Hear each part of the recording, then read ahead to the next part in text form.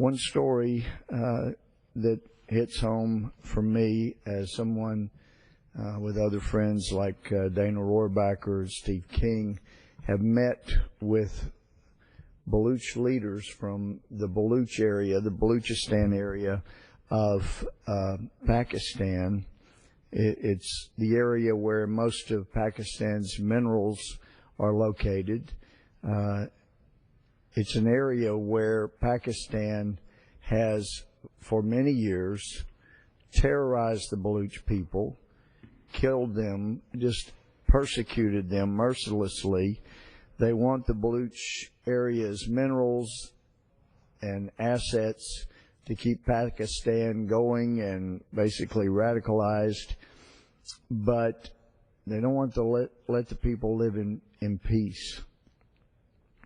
I have proposed in a previous op-ed a couple of years ago that perhaps it's time to look at encouraging a new Baloch state, a new country of Balochistan, as independent of Pakistan, so that the people can live in peace, so they don't have to be worried about Pakistan officials and military coming through and committing really crimes against these people. After I wrote that op-ed and included a statement that perhaps it's time to join in the encouragement for a new Balochistan state, there was an article in the Pakistani daily paper that said that, in essence, maybe it is time to quit persecuting the Baloch, reach out to them, and try to figure out a way where we could let them live in, or they could let them live in peace, because to Pakistan that area was important. And the op-ed from the Pakistan paper also indicated that perhaps they needed to quit funding and helping the Taliban defeat the Americans in Pakistan, in Afghanistan, and just concentrate on their own country. That would have been wonderful, and would still be. This story is out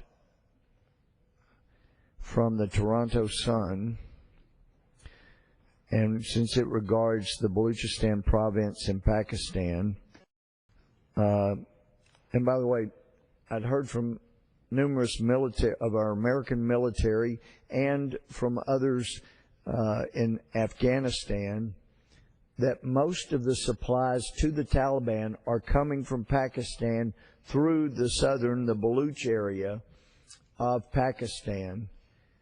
And that's why the thought was triggered, well, maybe if Balochistan was independent of Pakistan, that would cut off the supply to the terrorist Taliban in Afghanistan and would save a lot of American lives. But since that had been said, we've lost hundreds more American soldiers, lots more American blood has been shed because we have failed to neutralize the Taliban, and they have continued apparently to grow in their efforts to take over Afghanistan shortly after we leave. This article, though, says it would have been inconceivable that any U.S. official, let alone a Secretary of State, would host a delegation from Serbia the day after mass graves were discovered in Srebrenica in 1995. Yet on Sunday, a day after bullet-ridden bodies were discovered in suspected mass graves in Pakistan's military-controlled province of Balochistan, Secretary of State John Kerry was toasting a delegation of Pakistan security officials at the State Department. Balochistan and human rights officials say 169 bodies have been uncovered so far. Pakistani officials put the number at 15.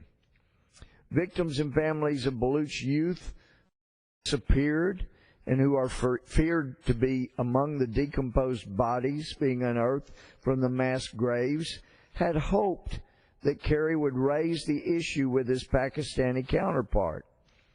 Instead, they heard Kerry say to Pakistanis, "We're really delighted to have you back, and I look forward to our continued conversation."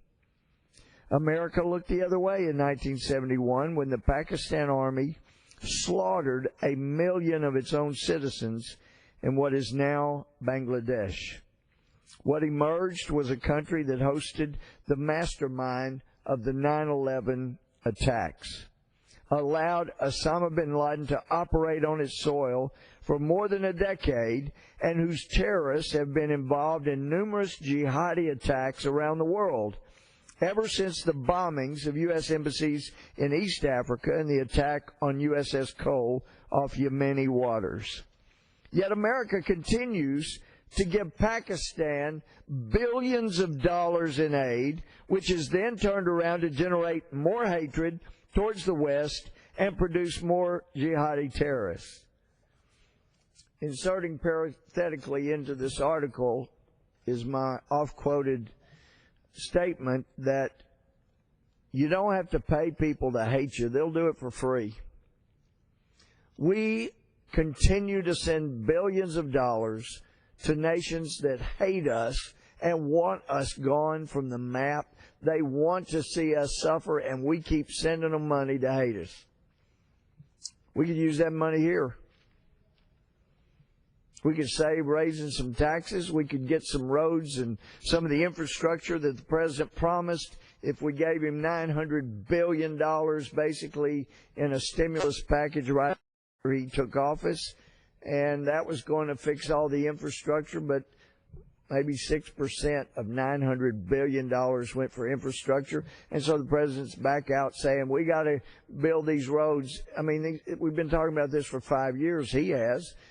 So you didn't do it with the stimulus money. Why don't we just save some of the billions we're giving to people that hate us, and then we don't help them kill Americans? We don't continue, as this administration is doing, to assist Syrian rebels who are killing Christians. For anyone who happens to believe that there is a God as reflected in the Bible, the question would have to be asked, if there is such a God as reflected in the Bible, which I believe, is it going to bode well for a nation which is funding and helping nations that are killing, torturing, kidnapping Christians around the world? This article goes on. Now the U.S. is giving the same Pakistan Army another pass as it carries out the ethnic cleansing of the indigenous Baloch people from their homeland. In response, the Baloch have taken up arms and are fighting their fifth war of independence since 1948, when the Pakistani army invaded and captured the independent and sovereign state of Kalat. The article goes on, but the fact is, we have people in this administration demanding that what they say are indigenous people, the fact that the children of Israel occupied the Promised Land 1,600 years or so, 1,700 years at least, before a man named Muhammad was born. Yet there are people who say, oh, but these Palestinians, name that arose, as Newt Gingrich pointed out, in the last 40 or so years, these Palestinians are indigenous, so you've got to give them their land. Yet they're not saying it about Balochistan. They're not saying it about the Baloch people that are being killed and persecuted by Pakistan. Oh, no. No, we're helping kill and persecute the Baloch people by giving aid and assistance to a government that's killing and persecuting them. If there is a just God in the universe, would there not be a price for a country as powerful as the United States that continues to support those who kill, maim, torture, horrify innocent people, Christians, Jews, secularists, and oftentimes they're even more brutal to moderate Muslims that are not as radical as they think they should be. That's why in Egypt, for those who really have eyes and really have ears to hear, we had an incredible event last summer. This was the real Arab Spring, but it came in summer. This is when moderate Muslims, Christians, Jews, secularists rose up.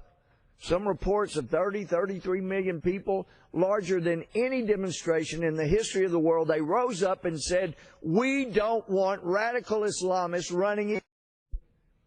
And the radical Islamists, the Muslim Brotherhood that were controlling Egypt, as we knew they would if they had an election too quickly,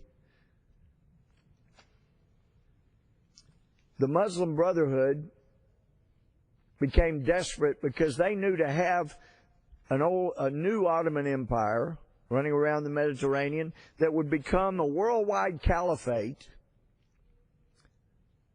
They could not afford to lose Egypt from under their iron fist. So what do? They immediately start burning down churches, killing Christians particularly, and so many others. That's why I was so encouraged. Over 90% of the people voting, which was a higher percentage than we have voting here in the United States, they came out and voted for the new Constitution that has been drafted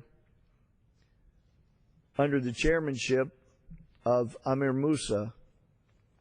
I was very pleased that Chairman Musa was willing to come on the Sean Hannity radio show a few weeks ago when I was guest hosting for Sean Hannity, and it is really encouraging what's going on in Egypt by those who want a democratic form of government and who do not want terrorists running Egypt, who don't want a worldwide caliphate, who don't like the goal of the Muslim Brotherhood, who are not as blind to the goal of the Muslim Brotherhood as the leaders of this administration are. Because if one will just go look at one of the symbols used by the Muslim Brotherhood these days, you find the cross swords, the signs and wording in their language denoting the Muslim Brotherhood, and that is fixed over a globe of the world. And it's not just Egypt, Iraq, Iran, not just in the former Ottoman Empire. Oh, no.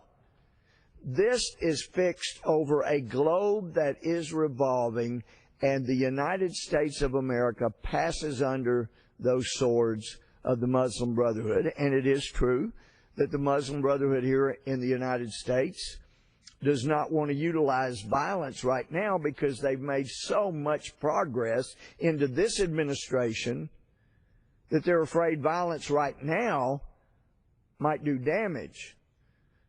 Violence in Egypt, this same Muslim Brotherhood feels was necessary because they had just been caught, they had been rejected by moderate Muslims, the majority of Egyptians, and they became desperate. So their violence had to occur. Christians, according to these radical Islamist Muslim brothers, had to die. And so once America starts figuring out that the goal is global caliphate, including the United States, then they will be participating in horrendous violence here as they have in other places in the world. Some of our moderate Muslim friends in the Middle East asked some of us last September, what's wrong with you in America?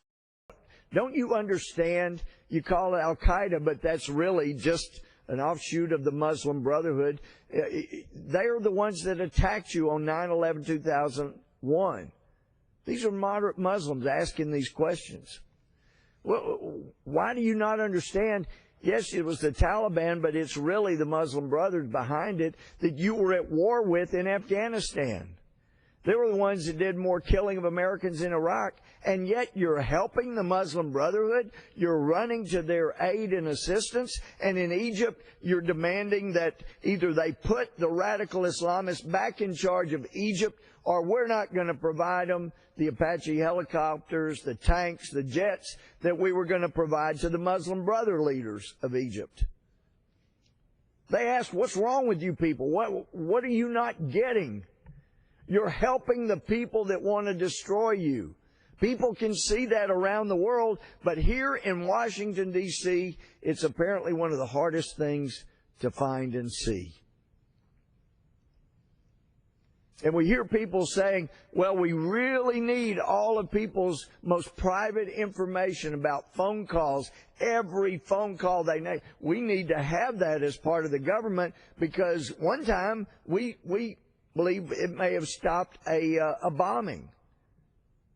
Well, if this administration would do their homework, they wouldn't need the logs of every phone call of every American. We could go back to what the Constitution does require, and the court should require, and that is probable cause before you start giving out personal information, before you let the government start monitoring every email of every person in America. Because we were promised, my freshman term, that if the paper extended, specifically Section 206 and 215, that would only apply if someone were in contact with a foreign terrorist.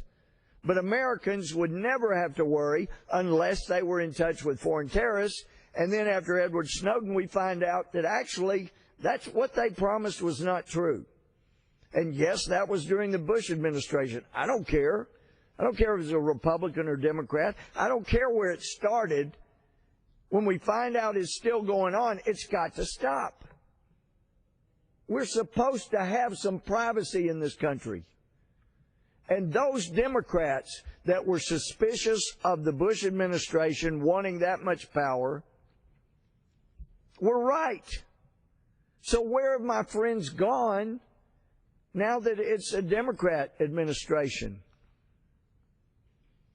I certainly don't have a problem calling out a Republican administration when they're not doing the right thing. And I wish my friends across the aisle would do the same thing and join me. What about the Boston bombing? The Russians took a huge risk in giving this administration information and saying, look, Tsarnaev, this guy has been radicalized. And you're letting him back in America, you're headed for trouble. This is a bad guy. They took a risk in giving us that information because when any country gives intelligence to another country, then sometimes it allows that country that gets the information to figure out how that other country is getting intelligence just by the information they get. And so now we have people here in this administration say, oh, the Russians, they didn't give us enough information. Are you kidding me?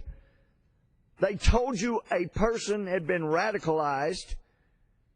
And when I asked the director of the FBI in our hearing about not even going to the mosque to investigate, he says ultimately, yeah, we did go to those mosques, and I didn't hear it at the hearing, I didn't hear it till the replay, and he said, under our outreach program.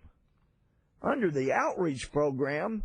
Well, that's the FBI's ridiculous former program where they have special outreach to Muslims to try to be friends with them. It's not the FBI's job to be friends with people. It's the FBI's job to enforce the law and in so doing protect us. And when Tsarnaev, the older brother, came back into this country from a place on the globe where we know radicalization is occurring, and he, as I understand it, didn't even have his passport. He had his legal permanent resident card. He wasn't even pulled aside for extra questions, when there should have been bells and whistles going off everywhere. And the best I can find out, all they did basically was talk to him and his mother. And they said, no, I'm not radicalized. No, my son's not radicalized. They didn't go to the mosque and start asking questions that would tell them, has he been reading Qutb, which is the author, the Muslim brother from the 60s that was involved in trying to commit assassinations, other terrorist activities. And he wrote a booklet called Milestones that Osama bin Laden credits with helping turn him radical. If you know about the people that hate you and want to destroy you, then you can ask intelligent questions to find out if someone is your enemy. But because of the purge of training materials at the FBI, at the intelligence departments, at the State Department, as one intelligence officer told me, we're blinded to our ability to see our enemy. Because there was a young man named Tsarnaev who wanted to kill innocent Americans at a Boston Marathon, and they got a heads up from the Russians. They got all the information right before them that they could possibly need, and we don't even stop him coming into this country after he's been radicalized.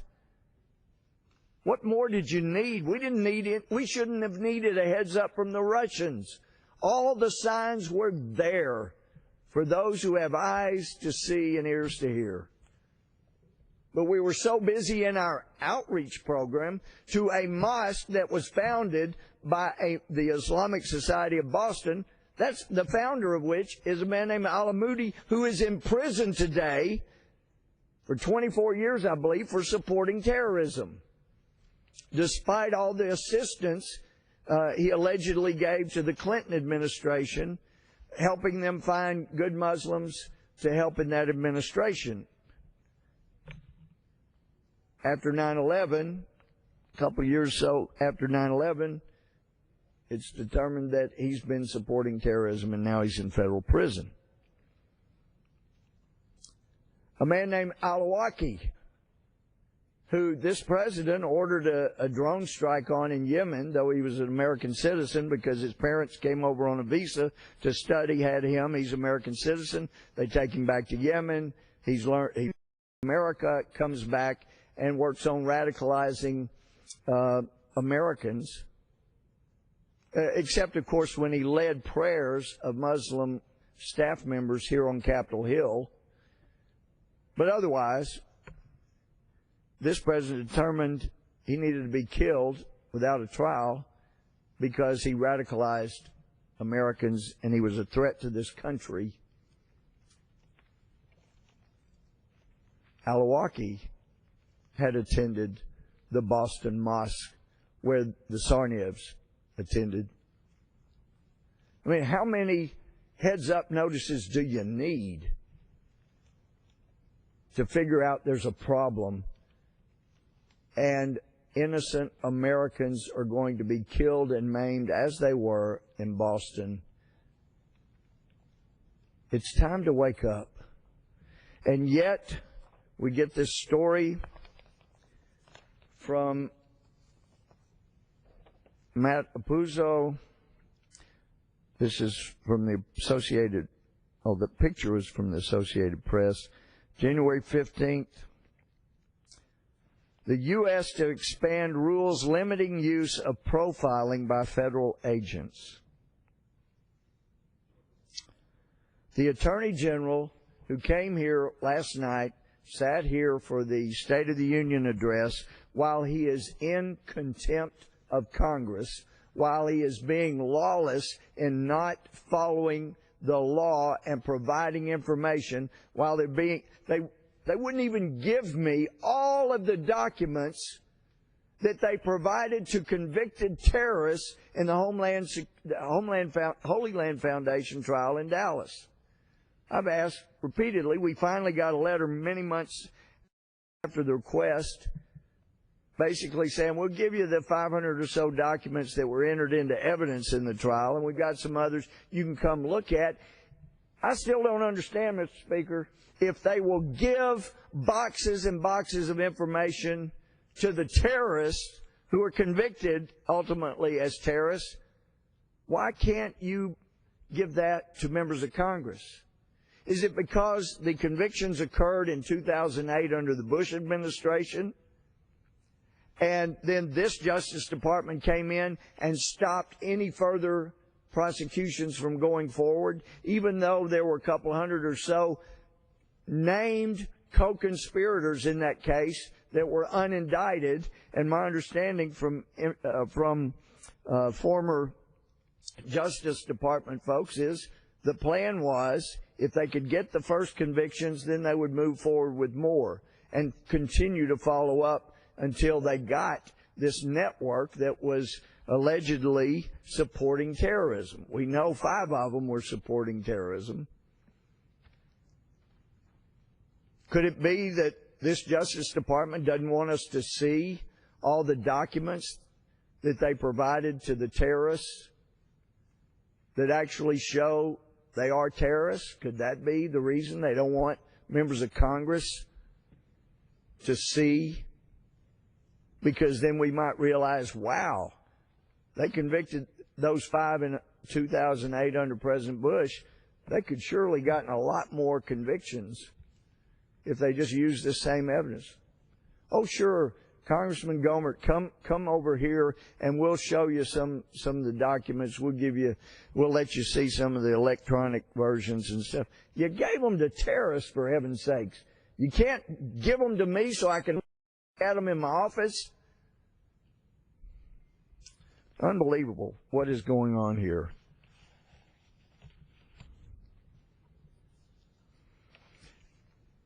And that story from Kerry Pickett from Breitbart. Story starts, Senator Dianne Feinstein, Democrat from California, chairman of the Senate Select Intelligence Committee, told Breitbart News on Monday she did not know a CIA annex existed in Benghazi, Libya, before the deadly September 2012 attack, which took the lives of 4 Americans on the U.S. compound, happened. Feinstein could also not confirm if other members of Congress knew about the CIA annex prior to the attack. Senator Feinstein, we disagree on many things, but I know she wants what's best for America, even though we have staunch political disagreements on how we do that and what that is. But anything of that nature, my understanding, would have been required that the Super 8, as they're sometimes referred to, the top Republican and Democrat on Intelligence Committee in the House and in the Senate, and the Republican leader in the House, Democratic leader in the House, Democratic leader in the Senate, Republican leader in the Senate, they are supposed to be briefed. And yet, Senator Feinstein said, I didn't know there was a CIA annex at the Benghazi consulate. What else is this administration doing to help rebels that include Al-Qaeda, as it did in Libya? What else is it doing that it's not following the law and briefing the people that are required to be briefed in Congress? Heard the president standing right here last night get applause when he in essence says, if Congress doesn't change the law, then I will do it. And he got applause. When to thinking people, you hear somebody say, if Congress doesn't do what's necessary, which is required by the Constitution, I will do it. Sounds like I'm going to chunk the Constitution and do what I think is best. Now, I've read about those situations, countries that had a fair and representative form of government. You know, ancient Greece, ancient Rome had senates. They were somewhat representative. There have been types of representative governments, and you'd always find that eventually people had that desire for one rock-solid leader. They get tired of the disagreements because, as one of the English leaders had said, it may have been Churchill, democracy is the worst form of government except for all the others. It isn't a pretty thing to watch. As has been said, it's like watching sausage being made. And yet, when you strip away the checks and balances that the founders put in place to keep one executive officer from just doing whatever he wanted, then you don't have a democratic republic as we are supposed to have. You have one man making the rules, or one woman making the rules. It's time America woke up and realized their constitutional rights are at severe risk, and we're at risk as a result. I want to mention something else that happened here at the State of the Union. A wonderful young man got the longest, best applause of the evening here as the president recognized Corey sitting up here. But in addition to Corey and the hero that dear man is, I could see other uniformed people. In fact, there were some uniformed people up in that section up there, one of whom was not Corey but was Alonzo. The president didn't recognize Alonzo, because Alonzo was a staff sergeant at Fort Hood that Nadal Hassan, who people kept looking the other way, kept giving him good officer evaluation reports because they didn't want to be deemed to be profiling or doing something that was considered racist, when the man made clear over and over that he was going to have to take action, violent action, against his country if they tried to ship him over and order him to fight Muslims overseas. I didn't get to meet Alonzo last night. I looked up, waved a few times, but I have great respect for him, and he deserves so much better than he's been treated. He was shot 6 times, and apparently, while he's lying with 6 bullets in him, he realizes, as the shooting continues by Major Hassan, that he's not going to be able to pass off as dead because he's sweating profusely, and as he says, dead people don't sweat. So he figured he better get out of there, as I understand, and took off, and that's when he got shot and lost one of his eyes. And this administration has prevented Alonzo from getting the benefits he deserved because of an act of war, an act of terrorism. He's not even considered at the level of the 9/11 victims. And when he heard Allahu Akbar, and he knew it was not going to go well, but everybody that heard that radical Islamist yell before the murders began knew this was not workplace violence. This wasn't a postal employee going postal. This was a radical Islamist carrying out a war against what they consider to be infidels in America. And they deserve to be treated as victims of an act of war, an act against them as uniformed military, and get the benefits coming to them. That's what should have happened. We heard the references last night to the health care, and it kind of sounded like the applause started when he was talking about how they're helping reform health care, and then it died so quickly they must have realized, ooh, I don't want to be on camera clapping for the reform of health care when people are hurting across America who have lost their insurance. People like me that like my insurance, but Obamacare says your insurance policy is not good enough. So I lost it. Thank you very much.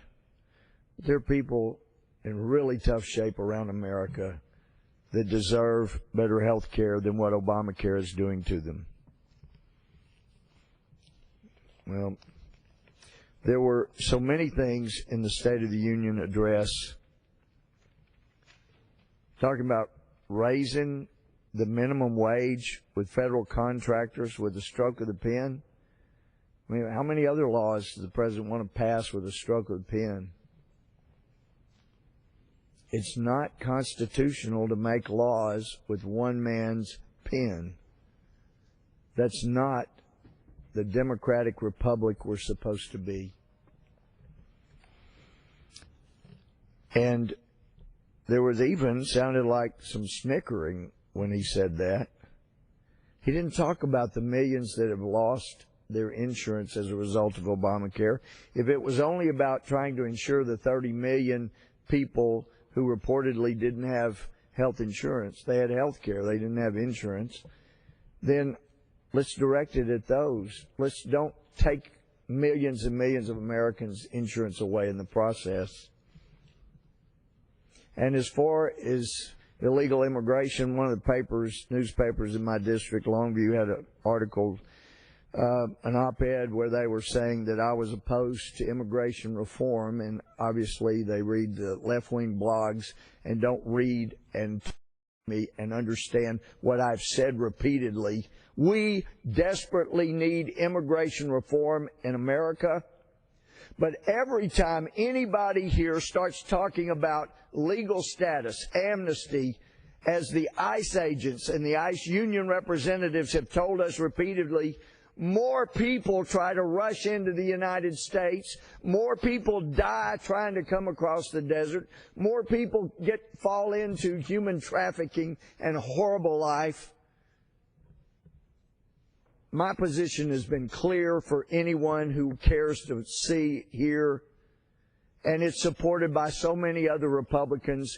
Mr. President has the money, he's got the wherewithal, he's got the manpower to secure our border, and as soon as it's secured, as verified by the border states, we will come to an immigration reform bill so fast people won't be able to believe it. But until the president enforces existing law, there is no sense in talking about it and luring more people to their deaths. More people in here. Control the border, secure that, don't close it. We need that water continuing to flow into this pond, but secure it so we know who's coming in, and so that when people are here without valid visas, we need to pick them up. We have nearly 50%, 40 to 50% of the people that are here illegally came legally and overstayed their visas. Enforce the visas. And so when a guy's been radicalized, do your homework. Don't let Tsarnaev back in when he doesn't have a passport. And there are all kinds of indications he's now a terrorist. Don't let him in. We could have done without that one. Secure the border. We'll get a immigration reform bill done immediately after that. But before that, there's no reason to expect the president will ever secure the border. And with that, Mr. Speaker, I